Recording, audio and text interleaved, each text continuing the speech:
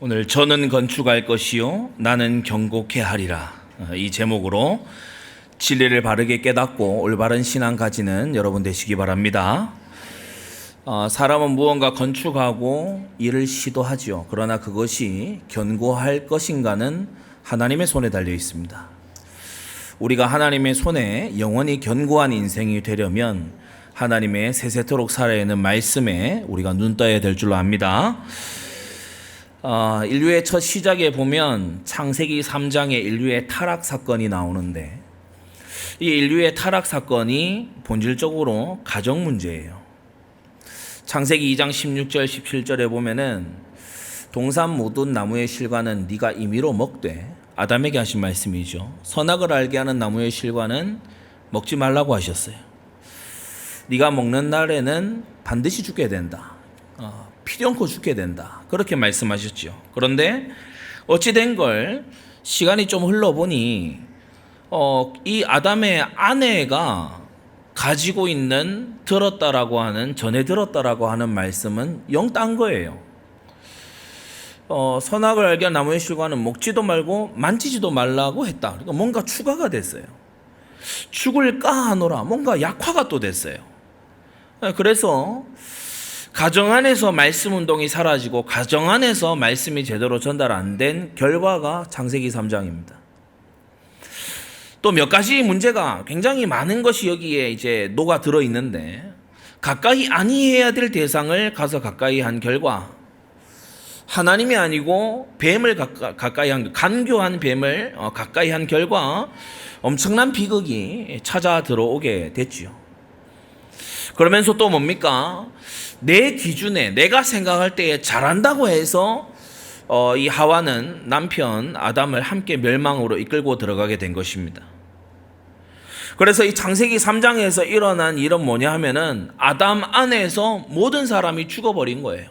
로마서의 표현대로 아담 안에서 모든 사람이 죄를 범하여서 하나님의 영광에 이르지 못하게 된 거예요.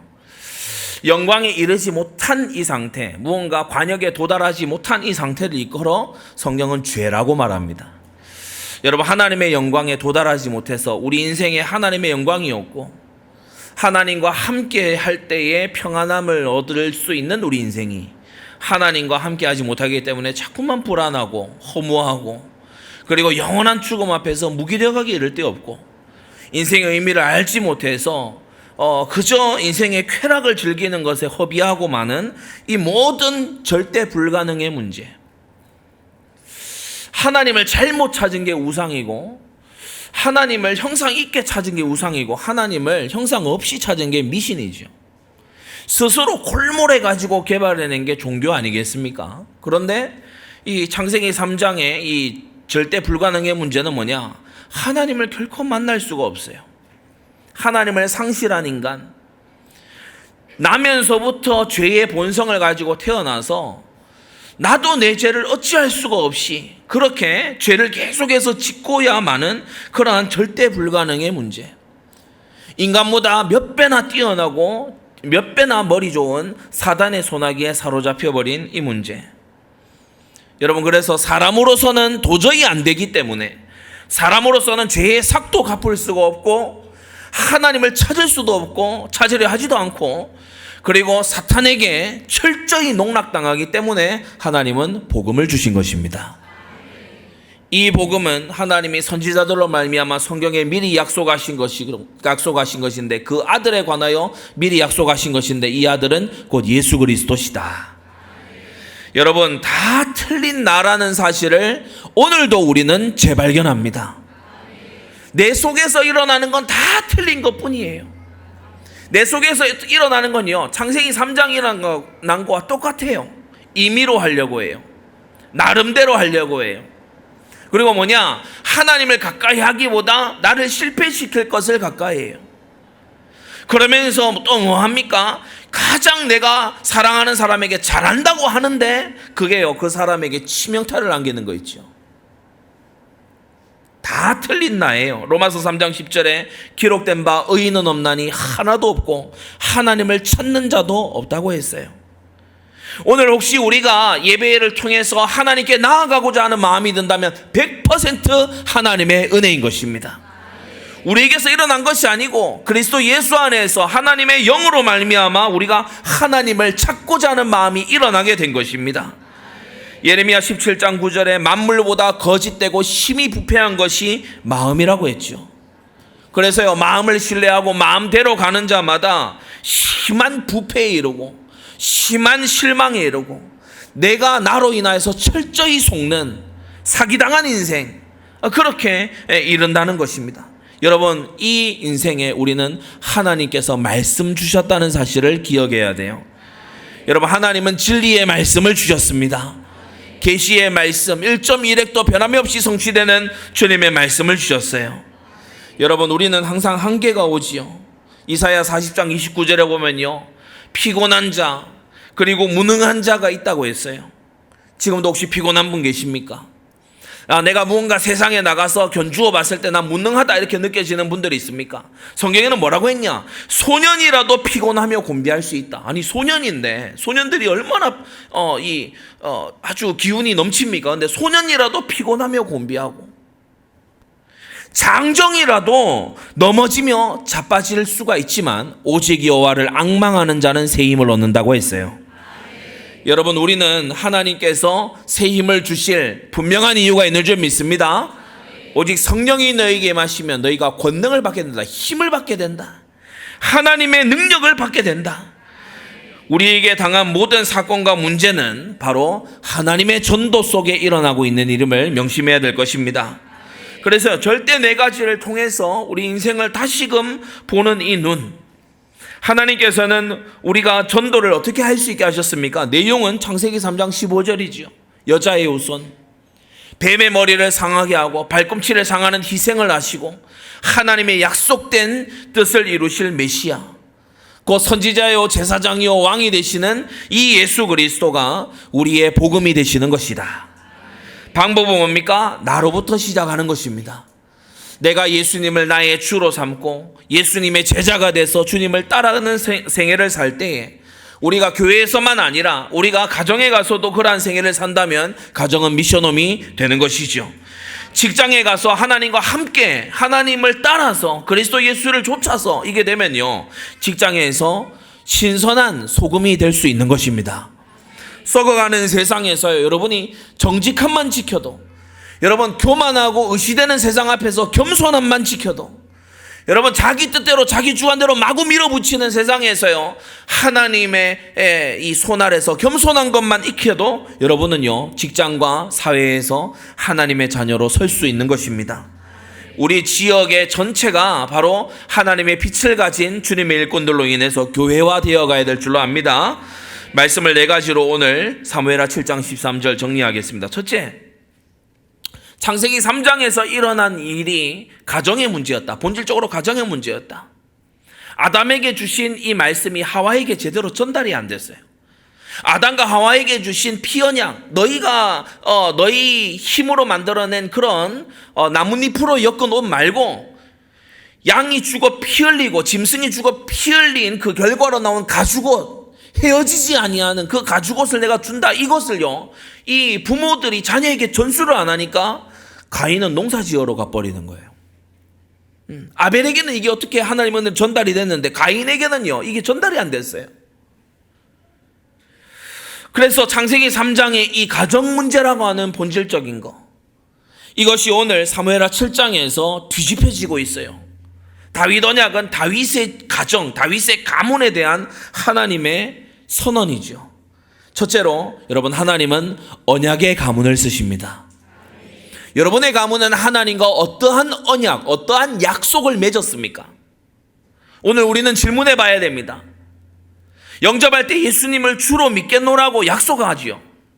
여러분, 그 약속을 신실하게 지키고 있습니까? 우리가 어린아이들을 유아 세례 또는 입교할 때 이 아이를 주의 교양과 훈계로 교회의 지도 아래서 잘 키우겠노라고 서약하고 약속하지요. 언약의 가문 지키시기를 바랍니다.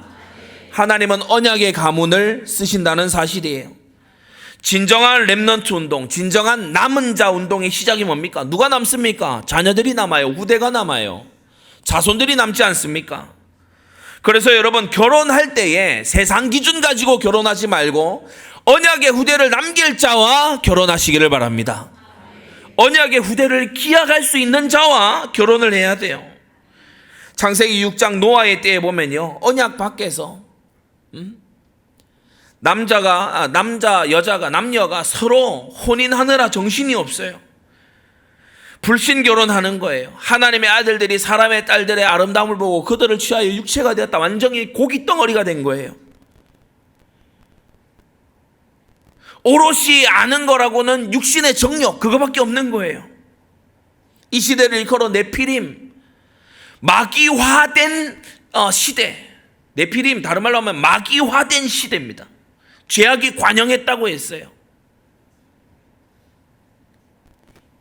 그러나 이때에 이러한 시대의 흐름 안에서 노아는 하나님과 동행한 의인이었고 당대의 완전한 자라고 했죠. 노아가 잘못이나 실수가 없기 때문에 완전한 자가 아니라 완전하신 하나님과 함께였기 때문에 완전한 자가 된 겁니다.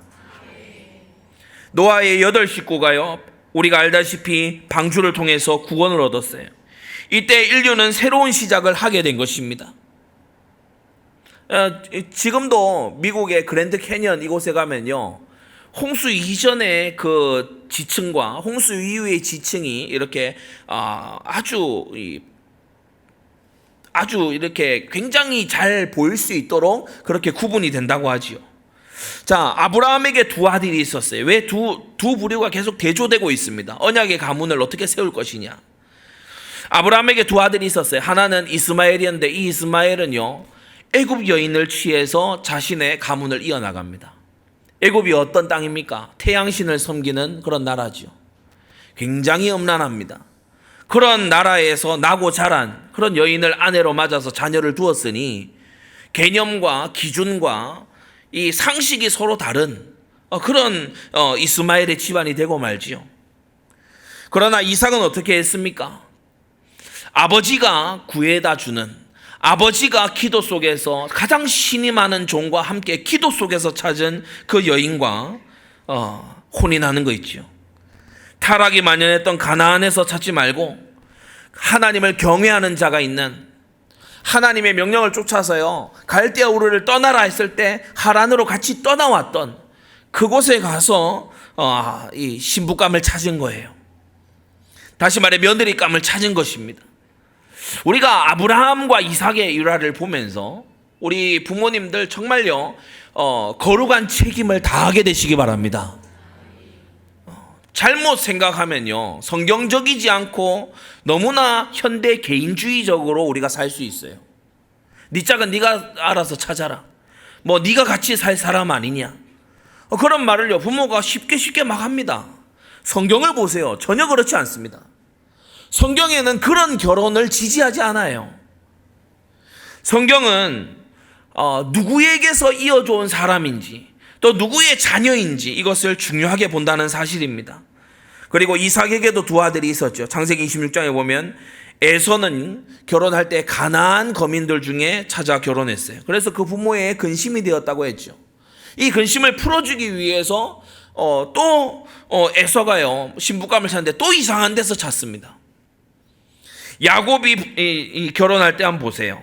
어떻게 합니까? 바로 바단 아람으로 건너가서 하나님께서 짝지어 주시는 이 라헬 대신에 레아를 먼저 본부인으로 맞이하지요.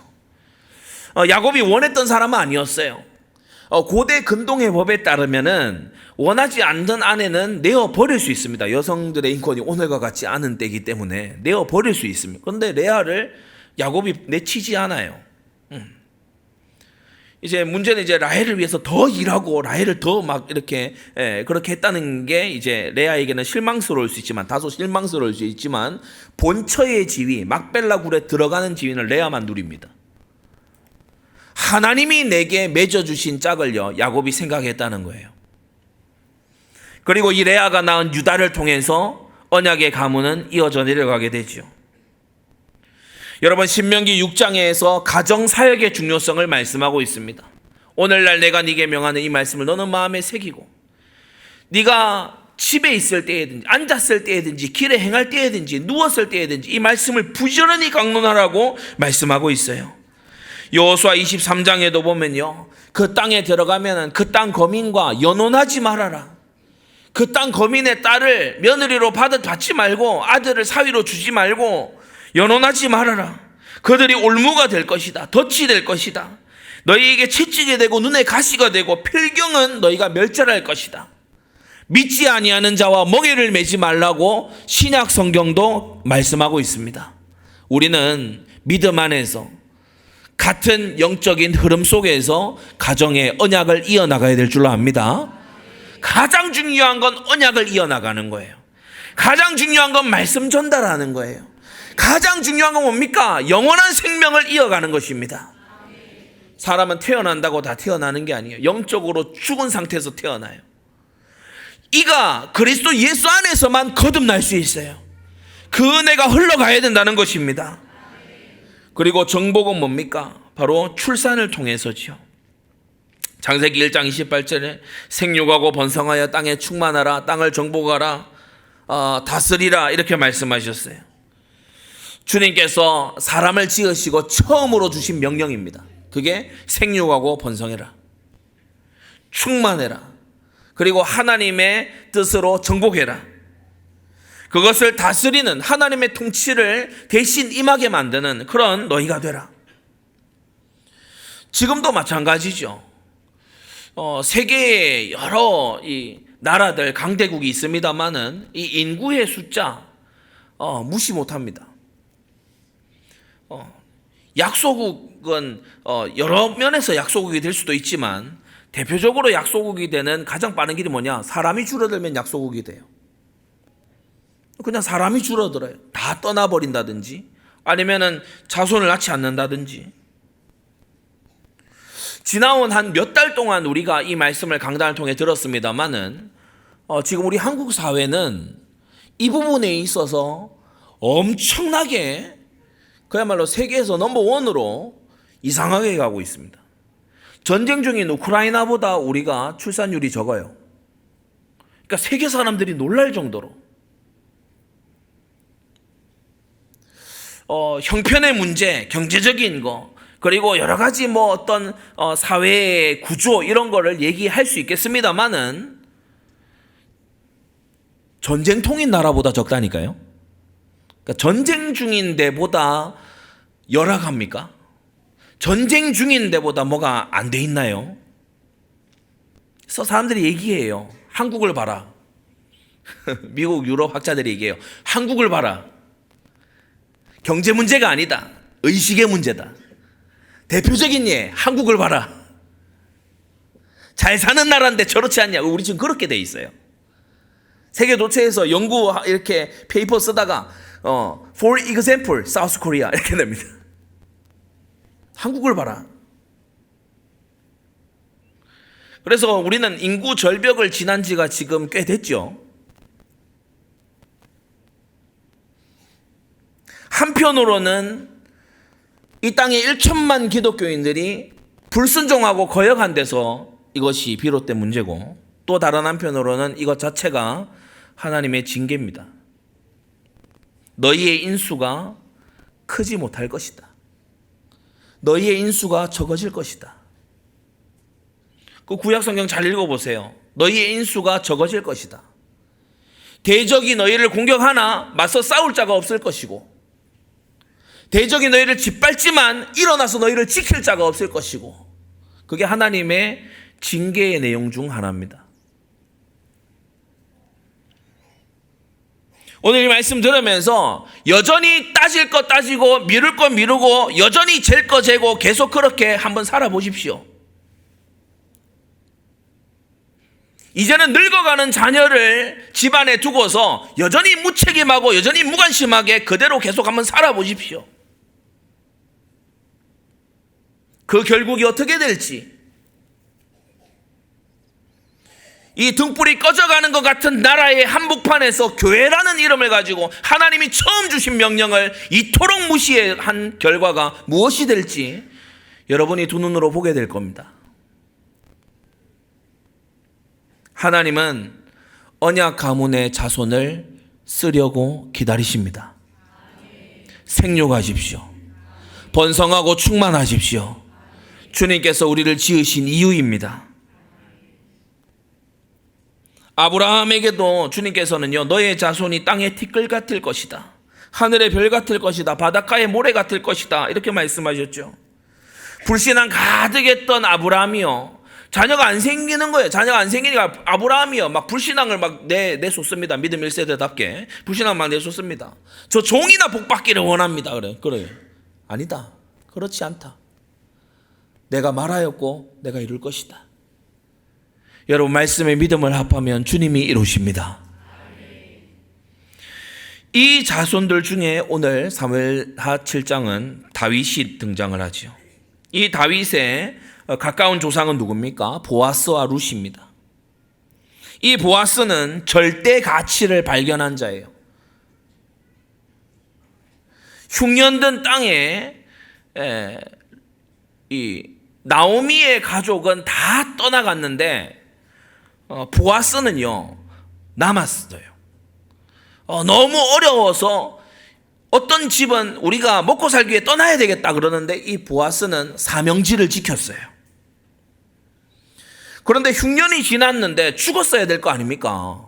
그렇잖아요. 엘리멜렉은 죽을까 봐 도망갔잖아요. 흉년이 들었는데 뭐 땅에서 곡식이 안 나는데 먹고 살 게 없는데, 엘리멜렉과 나오미는요 모압 땅으로 건너가서 그래서 뭐 어찌저찌 살려고 발버둥을 쳤어요. 흉년 든 땅에 있으면 죽었어야 되잖아요. 근데 보아스가 흉년이 지나고 나서 보니까 어찌된 일인지 베들레헴의 유력자가 돼서 딱 나오는 거예요. 하나님의 능력입니다. 성경은 어떠한 방법으로 보아스가 살아남았고 어떠한 방법으로 보아스가 유력자가 됐다 이런 걸 기록하진 않습니다. 다만 하나님의 능력으로 보아스는요 흉년을 언약으로 이겨낸 거 있죠. 룻은 또 어떤 여인입니까? 우리가 강단을 통해 거듭 듣듯이 이 룻은요 엘리멜렉 집안에 이제 시집을 와가지고 그래서 남편이 갑자기 죽어버렸어요. 시아버지도 죽었어요. 그래서 보니까 완전히 쫄딱 망한 집이에요. 베들레헴에 이제 다시 하나님이 곡식을 주신다는 얘기를 듣고 시어머니가 자기 돌아간대요. 같이 가는데 보니까 너무 초라하고 처량하게 이럴 데 없어. 베들레헴에 재산이 없어요. 머물 집이냐 그것도 변변치 않아 없어. 가면은 딱 거지로 살아야 돼요. 근데 룻이 뭘 발견했냐? 그리스도 예수 안에 있는 하나님의 백성 안에 있는 하나님의 그 날개 그늘 아래 있는 그 가치를 발견한 거예요. 룻이요 비천한 여인 아닙니까? 가문이 몰락했고 그녀는 극빈자로 살아야 했고 베들레헴에 가면은 쌍수 들고 환영해 주냐 그게 아니고 모압 여인이라고 차별당하고 미모가 있었던 것 같지도 않아요. 이 룻을 처음 이제 기업 물을 짜가요 안 하겠다고 합니다. 그 정도로 좀 거절당할 그런 외모를 가진 여인이죠. 그러나 그녀는 절대 가치를 발견했으니 아브라함처럼 주님과 함께 동행하기를 기뻐했고요. 하나님의 말씀을 따라 행하기를 기뻐한 여인이었습니다. 이 룻은요 모세처럼 잠시 죄악의 낙을 누리는 것보다 하나님의 백성과 함께 고난받기를 선택했어요. 여러분도 그렇게 되시기를 바랍니다. 잠시 죄악의 낙을 누리는 것보다 하나님의 백성과 함께 고난받기를, 여기에서 중요한 단어가 뭡니까? 잠시. 영원 세계를 아는 자, 영원한 내세를 아는 자는 잠시에 속아 넘어가지 않습니다. 잠시 누리는 죄에 속아 넘어가지 않아요. 그녀는 바울처럼 그리스도를 인하여서 비천한 데 이르기를 무릅썼던 그러한 사람이고 그 날개 아래 보호받으러 온 인생이죠. 어쩌면 절대 가치를 발견한 룻에게는요 이건 당연한 선택일 수 있어요. 당연한 선택. 당연하지 않냐? 에티오피아 내시한테는요 수천 킬로미터를 수레를 타고 하나님 말씀의 그 성경책 받으러 가는, 이사야서 성경 두루마리 그 받으러 가는, 그게요 당연한 거예요. 가치 있는 일이라. 그 시간과 비용과 열정을 써도 아깝지 않은 일이에요. 왜냐? 절대 가치를 발견했기 때문에. 여러분, 오늘 이 예배의 시간이 여러분에게 절대로 발견되기를 바랍니다. 그러니까요, 100년의 응답, 1000년의 응답, 그 속에 기념비적인 다윗이라고 하는 인물이 나오게 되는 거 있죠. 보아스 이름 뜻은요, 그 안에 능력이 있다. 하나님 안에 능력이 있다. 이 룻은요, 친구라는 의미이고, 물론 이제 모압 여인의 명칭입니다. 그런데 평범한 이름이죠. 근데 오벳, 이들이 낳은, 보아스와 룻이 낳은 그 아들의 이름을 한번 보세요. 오벳, 예배자라는 뜻입니다. 아들을 낳고 이름을 예배로 지었어요. 예배야 이렇게 부르는 거예요. 예배야. 오벳 이렇게 부를 때마다 예배 부르는 겁니다. 그래, 우리가 하나님을 경배해야지. 하나님 우리의 경배를 받으실 분이시다. 아들의 이름을 부를 때마다 생각이 나요.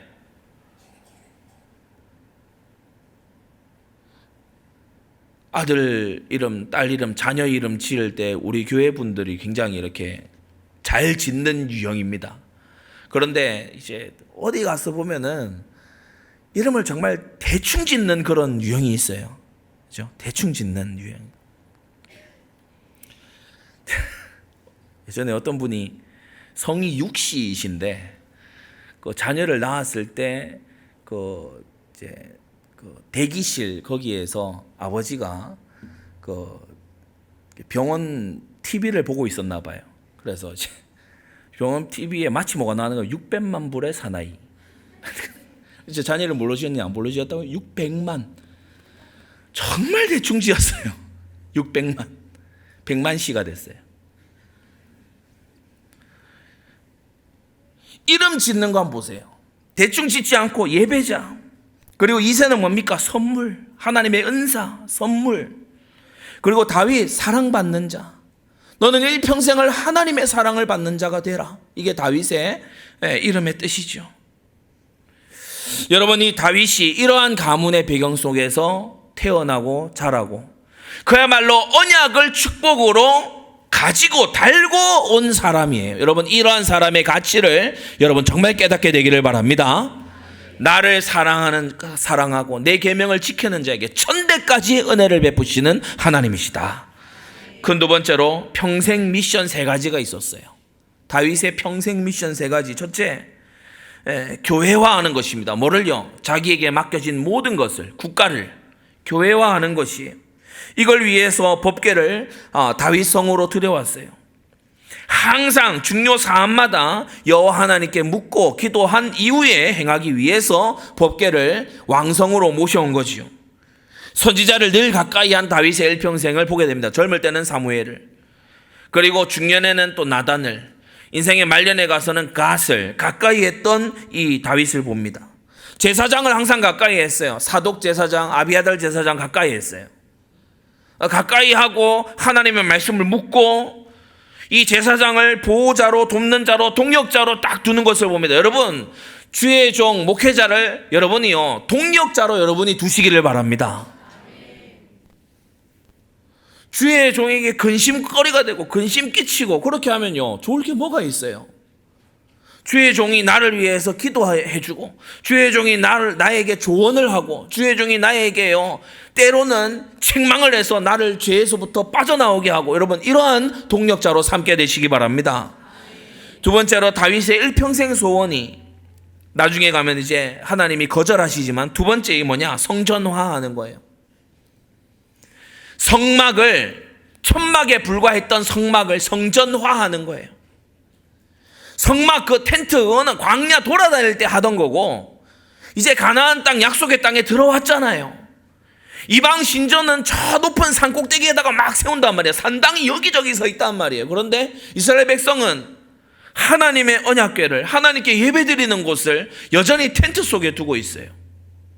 자기들은 집을 지어가지고 돌로 지어서 그렇게 거기 거하면서 하나님께 대해서는 여전히 텐트에 그렇게 하고 있는 거예요. 다윗이 여기에 이제 사명이 불타오른 겁니다. 성막을 성전화하겠다. 비교 불가한 성전 건축을 계획했어요. 하나님을 경외하고 공경하는 마음 때문에. 극히 장려하여, 이 다윗이 한 말이죠. 극히 장려하여, 웅장하고 화려하여, 만국의 명성과 영광이 있게 하여야 할지라. 그래서 다윗이 준비했는데 한없이 준비했고, 셀 수 없이 준비했고, 무수히 준비했고. 우리 서울의 성도님들, 여러분이 집 마련하려고 준비하는 것보다 하나님의 집에 우선하시기 바랍니다. 그게 마태복음 6장 33절이에요. 먼저 그의 나라와, 내 나라 말고 먼저 그의 나라와 그의 의를 구해라. 위하여 준비했고 죽기 전에 많이 준비했어요. 특히 환난 중에, 쫓겨다니는 중에도, 그 목숨이 경각간에 붙어있는 그러한 순간조차도 다윗은요, 성막 저대로 두면 안 된다, 성전화해야 된다, 이걸 가지고 심히 많이 예비했다. 아들 솔로몬에게 부탁했죠. 너는 더해라. 너는 더해라. 이스라엘 모든 방백들에게 솔로몬을 도와서 이 성전 건축이 되게 해라. 그래서 이 다윗의 이러한 가슴을 그대로 빼다 닮은 이스라엘 백성들이요, 즐거운 마음으로 자원하여 미리 저축해서 정직한 마음으로, 정성된 마음으로 헌금했고요. 그때에 이 백성들의 헌금하는 걸 보면서 다윗이 기뻐 노래했던 것이 지금 여러분 앞에 꽂혀 있는 헌금 봉투에 기록된 그 말씀입니다. 나와 나의 백성이 무엇이간데 이처럼 즐거운 마음으로 드릴 힘이 있었나이까. 하나님, 우리가 많이 했죠, 우리 훌륭하죠, 잘했죠, 이게 아니고, 하나님, 우리는 이럴 힘이 없는데 힘을 주신 하나님 감사합니다. 드릴 것과 드릴 힘을 주신 하나님 감사합니다. 모든 것이 주께로부터 말미암고 주께로 돌아가는 게 이 땅입니다. 사랑하는 성도 여러분, 여러분에게 맡겨주신 그 재물과 시간과 젊음과 열정을 하나님의 나라를 위해, 영원한 가치를 위해 쓰게 되시기를 바랍니다. 세 번째, 다윗의 평생 미션. 세 번째는 뭐냐? 가나안화되어 있고 자기 나름대로 다 돼 있는 사사시대의 사사시대를 한마디로 딱 줄이면 영적 진단이 뭡니까? 그때 이스라엘의 왕이 없으므로 사람마다 자기 소견에 옳은 대로 행했다. 자기 소견. 여러분, 신앙생활에서 가장 주의해야 되는 게 뭡니까? 나름대로, 내 소견대로, 임의로. 그러나 신앙생활을 잘하는 길이 뭡니까? 하나님의 말씀을 따라서, 기도하고 성령 감동 입어서, 강단 말씀에 방향 맞춰서. 여러분, 정말요, 우리가 우리 자신들을, 우리의 시대를 말씀화해 나가야 될 줄로 압니다. 말씀화하기 위해서 다윗이 말씀화해야 된다, 해야 된다 이러고만 있었냐? 아니에요. 구체적으로 48개 성읍을 회복했어요. 레위인들의 성읍이죠. 어떠한 사람이 아침에 일어나서 그 성읍에 가서 이스라엘 전역의 지도를 펴놓고 봤을 때, 아침에 일찍 일어나서 그곳에 가서 제사장, 레위인 만나고 돌아왔을 때 하루가 지나지 않을, 그러니까 숙박이 따로 필요가 없는 그 지점마다 성읍들이 서 있어요. 무슨 말이냐? 너희가 잘 모르겠거든, 너희가 택할 길을 잘 못 찾겠거든, 헷갈리거든, 혹은 너희가 회개해야 될 일이 있거든, 지체하지 말고 당일에 이 성읍으로 들어오라는 것이죠. 그리고 이 성읍들 중에 따로 뗀 6개는 특별히 도피성입니다.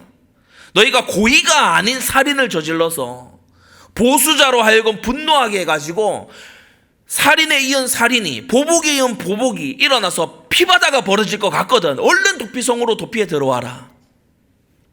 부지 중에 살인한 자가 그 죄를 면할 수 있게 될 거다. 그게 48개 성읍과 그 중에 있는 도피성이죠.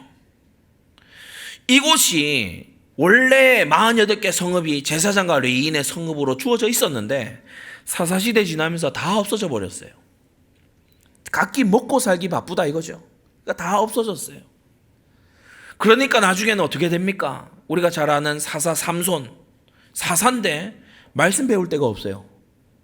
사사인데 하나님의 규례와 법도를 몰라요.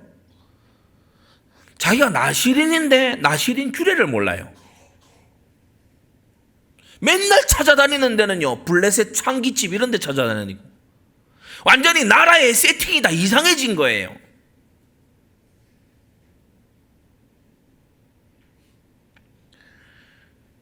미국 남부 미시시피 지역에 이렇게 쭉 거주하다가 한국에 딱 내리면, 한국에 내려 특히 서울에 딱 들어오면은 되게 이렇게 생소하게 느껴지는 게 있습니다. 너무 재미를 위한, 유흥을 위한 곳들이 너무 많아요. 좀 서울이라는 데가 특이할 정도로 그게 많아요. 노래들을 그렇게 못하는 것 같지도 않은데 노래 연습장들이 많아요. 밤이 되면 그야말로 불야성을 이뤄요. 그리고 텔레비전, 영화, 드라마 이런 데서요, 맨날 보면은 시집가고 장가가고, 시집갔다가 이혼하고, 우리 한국 드라마의 그 전형적인 그 특징이지 않습니까? 드라마 배경이 어디든지 다 연애하고 있어요. 연애 과잉 사회. 그러면서 드라마나 이런 데서 다 어떠냐? 요새는 보면 어린아이들이 보는 시간대의 방송에서도 술을 대놓고 마시죠. 사람들은 뭐라냐? 야, 술 한잔 하면서 진솔하게 얘기하자. 술 한잔 있으면서 마음속에 있는 걸 얘기하자. 야, 슬프냐? 슬플 때 술을 퍼마셔야 돼. 야, 기쁘냐? 기쁠 땐 한잔 해야 돼. 그래가지고요, 온 이 도시가 보면 이상한 세팅 속에 들어가 있어요. 우리 개혁해내야 됩니다. 그런 곳에 사람이 가지 않아도 되게끔, 안 가게끔 하는 것도 하나의 방법이지만, 그런 것을 없애버리는 게 또 하나의 방책이에요. 이스라엘 전역에 이 48개 성읍이요, 비류들의 성읍이 되어 있었어요. 깡패들이 와서 진을 치고 있고, 불량자들이 와가지고요, 거기에 머무는, 이걸 다시금 회복해서요, 정결한 규례를 회복하고, 하나님을 섬기는 사람들이요, 찬송하고 직무를 하도록 그렇게 재개시킨 사람이 바로 이 다윗 왕입니다. 말씀대로 다스리는 직무를 시작했는데, 요단 서편, 요단 동편 전부 다요, 조를 짜가지고 다윗 왕이 보면은 각 관리자를 둬서 모든 지역마다 공무적 성격을 띤 레위인들을 다 파송해가지고 이 나라를 신정국가화해 나가는 거 있죠. 사랑하는 성도 여러분, 우리는 주일날 한번 교회에 모여서 예배드리기 위해 교회를 하지 않습니다. 우리가 세우는 교회는 이 나라, 이 땅에 새로운 질서를 가져와야 되는 교회입니다. 새 질서가 들어서야 됩니다. 어떤 사람들이 얘기하는 것처럼 정권이 교체돼야 되는 게 아니고 정치가 교체가 돼야 됩니다. 하나님을 인정하는 정치로 교체가 돼야 됩니다. 혹시 이 말이 부담스럽고 왜 강단에서 정치를 얘기하냐라고 생각이 드신다면 성경을 펴서 처음부터 끝까지 한번 훑어나 보십시오. 죄다 정치 얘기입니다. 주요 등장인물 정치인들입니다. 오늘 본문에 등장한 다윗 왕이고 정치인입니다.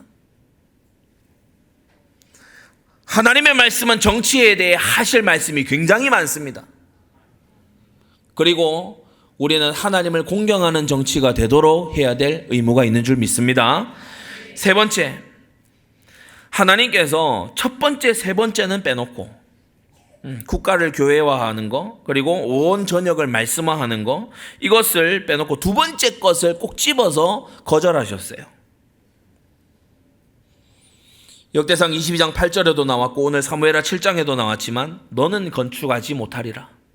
성전 건축이 하나님의 뜻이 아니어서가 아니고, 성전 건축은 하나님의 계획의 일부이지만 너는 못한다.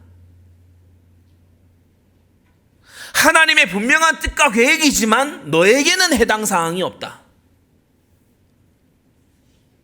너를 향한 나의 계획은 다른 것이다. 너는 피를 심히 많이 흘렸다. 크게 전쟁하였느니라.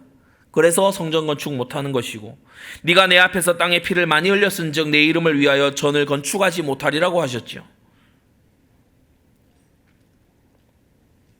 작은 두 번째로 내 몸에서 날 네 아들이 전을 건축할 것이다, 이렇게 말씀하셨어요. 너는 대적을 멸하고 평안케 한 뒤 수완이 차서 내 조상과 함께 잘 것이지만 네 몸에서 날 자식이 내 이름을 위하여 전을 건축할 것이다. 그래서 오늘 읽은 이 13절의 전은에서 전은 바로 솔로몬을 지칭합니다. 근데 솔로몬이 아직 태어나지 않았어요. 장차 태어날 아들을 말씀하는 겁니다. 솔로몬에 태어난 것도 참 의미심장하지요. 태어나기 전에 평생 사명이 주어져 있어요. 태어나기 전에 그가 태어나서 해야 될 일이 지정돼 있어요. 오늘날 개인주의 시대에 우리가 참 받아들이고 인정하기 어려운 형태다, 그죠? 어떤 아이 보고 넌 태어났는데 넌 이 일을 하기 위해 태어났어 라고 얘기한다고 해보세요.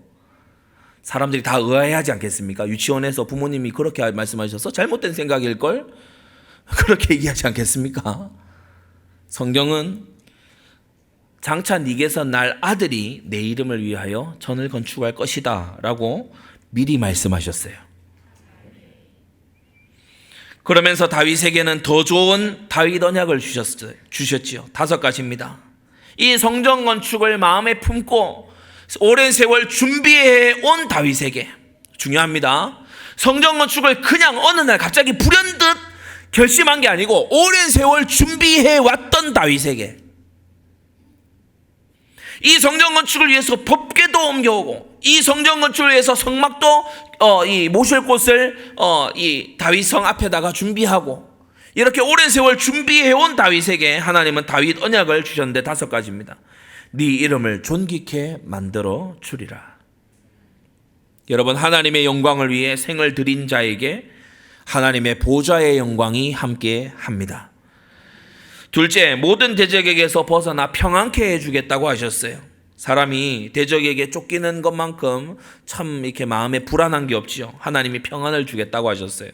세 번째, 그 나라의 왕위를 영원히 경고케 해주겠다. 하나님의 보장이 있는 거 있죠. 그래서 다윗의 자손으로 오신 예수 그리스도께서 하늘과 땅의 모든 권세를 가지신 만왕의 왕 만주의 주가 되신 것입니다. 그의 권세는 패하지 아니할 권세다. 네 번째, 만일 죄를 범한다면, 너의 자손들이 혹시 죄를 범한다면 가만히 놔두는 게 아니고 아비가 자식에게 하는 것처럼 사람 막대기와 인생 채찍으로 징계하고 관리해 주겠다는 것입니다.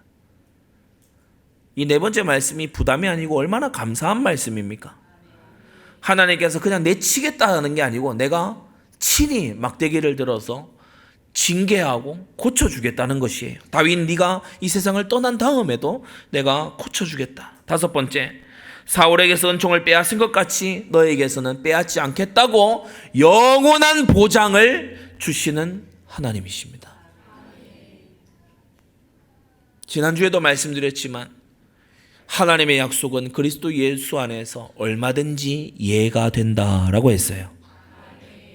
다윗에게 주신 이 언약이 그리스도 예수 안에서 신약을 살아가는 우리 모든 성도들에게 아멘의 말씀이 되는 줄 압니다. 예수 그리스도 안에 있으면 다윗에게 주신 이 모든 약속이 예수 그리스도로 말미암아서 이 축복의 유일한 통로인 예수 그리스도를 통해서 오늘날 저와 여러분들의 약속이 되는 것입니다.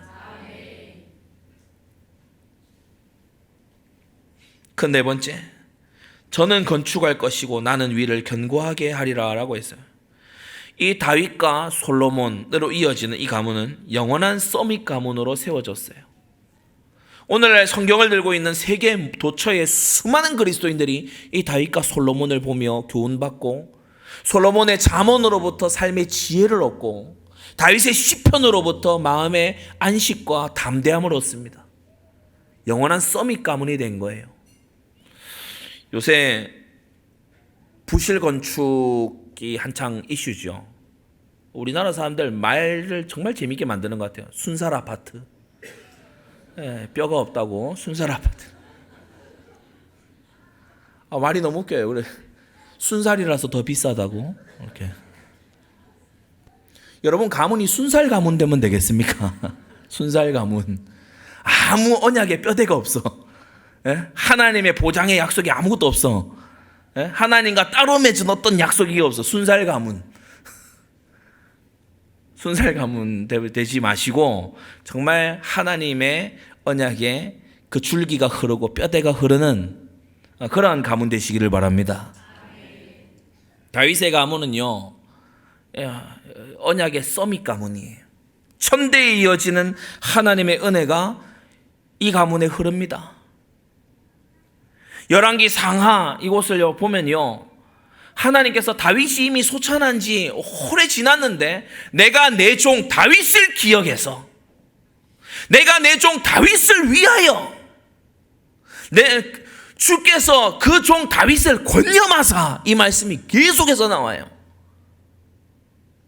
하나님의 마음에 기억되는 부모와 조상이 되십시오. 하나님을 생각나게 하나님으로 하여금 생각나게끔 하는 그러한 부모와 조상 되시기를 바랍니다.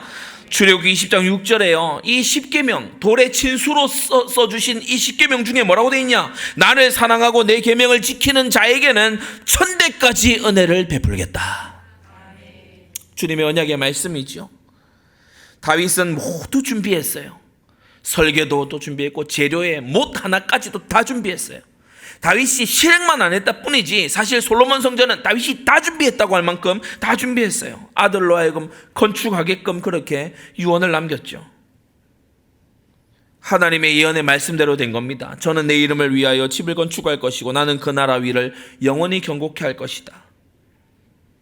여러분, 이것은 남다른 하나님 순종이었습니다. 다윗의 그 사랑의 진심, 나를 사랑하고 내 계명을 지키는 자, 이 사랑의 진심을 하나님은 헌금해서 보신 거예요. 둘째로 이 성전으로 말미암아 영원한 망대가 시작됐습니다. 다윗과 솔로몬이 성전을 짓기 전에는 아무도 성전 지어야 되겠다는 그러한 결심을 하고 실천에 옮긴 자가요, 야곱 한 사람 반짝 있을까요? 없어요. 야곱도요, 뭘 구체화한 게 아무것도 없어요. 그냥 말만 뱉은 거예요. 그 이후에 수백 년이 흐르도록 이 성전에 대한 하나님을 경배하는 하나님의 백성들이 하나님 중심으로 하나 되는 그것을 두고서 마음에 결심하고 실천한 자가 없었는데 이 다윗이 나타난 겁니다. 어디에서요? 언약의 가문에서. 언약의 가문에서. 보아스와 룻의 언약의 가문에서. 이 다윗과 솔로몬으로 이어지는 이 성전 건축을 통해서 바로 영원한 망대로 다윗이 서게 됐어요. 열왕기하 18장에 보면 아수르의 대군을 하룻밤에 무찌른 이 히스기야가 어떻게 칭찬듣고 있죠? 그 조상 다윗의 모든 행위와 같이 했다. 이게 마치 하나님 마음에 쏙 들었다 라고 하는 말에 그냥 관용 억구가 됐어요. 하나님 마음에 들면 너 다윗 같구나. 성경이 그렇게 평가합니다. 하나님을 순종하고 사랑하고 경외하고 하나님께 충성스러운 그 모습이 바치는 헌금이 이 다윗과 같았다라는 거예요. 여호사밧이 그랬고 요시야가 그랬죠. 다윗 이후에 신실한 왕 3명을 꼽으라면 아마 히스기야, 여호사밧, 요시야 이 3명 정도를 꼽을 수 있을 겁니다. 그 외에도 여호람, 아하시야, 요아스, 아마샤, 우시야, 요담, 아하스 이런 사람들로 인해서 이 다윗처럼 했다거나 아니면은 다윗처럼 행하되 무엇은 하지 않았다. 이런 평가들이 다윗을 기준점으로 전부 이루어지고 있어요. 그러니까 하나님께서는 다윗을 기준으로 말씀하시는 거예요.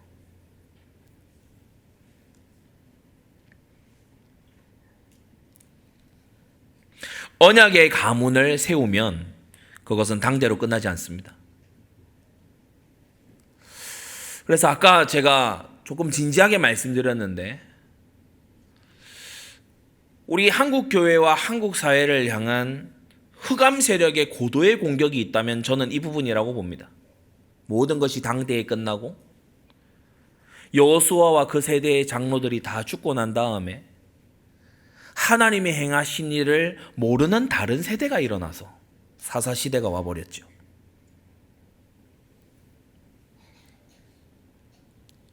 하나님께서 지난 120, 30년 동안 우리 한국 교회와 우리 한국에 특히 이 남한에 하나님이 부으시고 베풀어 주시는 애, 다만 물질적인 것만이 아니라 하나님께서 당신의 종들을 세우시고 하나님께서 당신의 교회들을 일으키시고 세계 선교의 열망을 부어주시고 민족 복음화의 꿈을 꾸게 하시는 이 하나님의 놀라운 은혜가 당대에서 끝나지 않으려면 생육 번성 충만의 길을 가야만 합니다.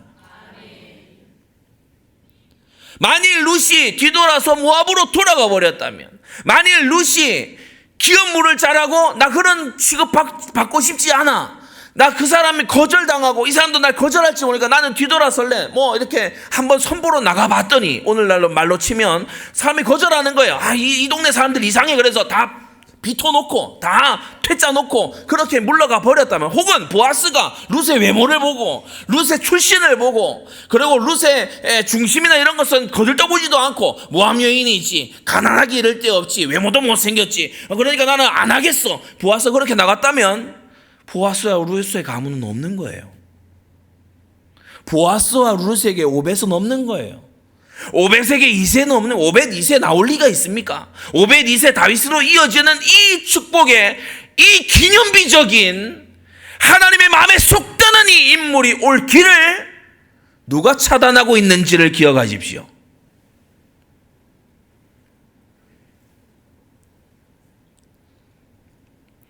하나님은 말씀하셨고 하나님은 주겠노라 하셨고 나면서부터 혹은 천국을 위하여 고자되지 아니했다는 증거로 여러분 남성들, 여러분 여성들에게 모두 다 성욕들이 다 있고 그것이 세상을 향하여서 이상하게 분출이 되고 있는 바, 여러분은 나면서 혹은 천국을 위하여 따로 고자된 자가 아닐진데 누가 이 하나님의 언약 가문의 소중한 이 다윗 같은 후대를 맡고 있는지 자문해 보라는 말씀입니다.